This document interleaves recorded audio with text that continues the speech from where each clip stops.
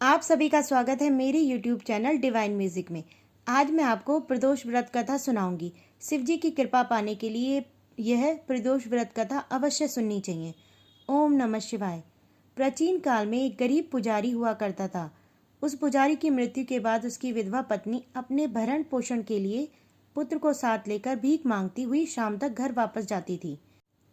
एक दिन उसकी मुलाकात विदर्भ देश के राजकुमार से हुई, जो कि अपने पिता की मृत्यु के बाद दर दर भटकने लगा था।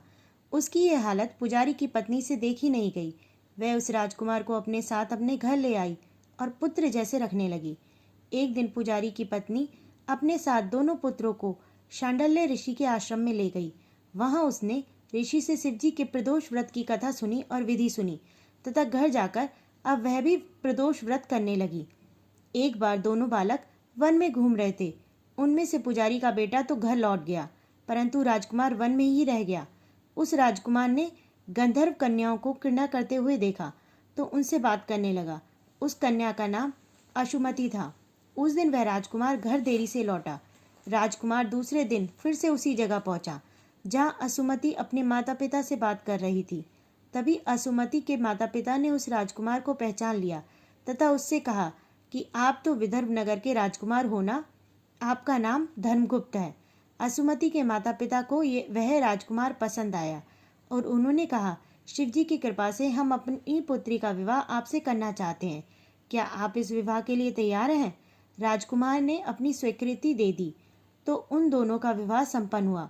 बाद में राजकुमार ने गंधर्व की विशाल सेना के साथ विदर्भ पर हमला किया और घमासान युद्ध कर विजय प्राप्त की तथा पत्नी के साथ राज्य करने लगा।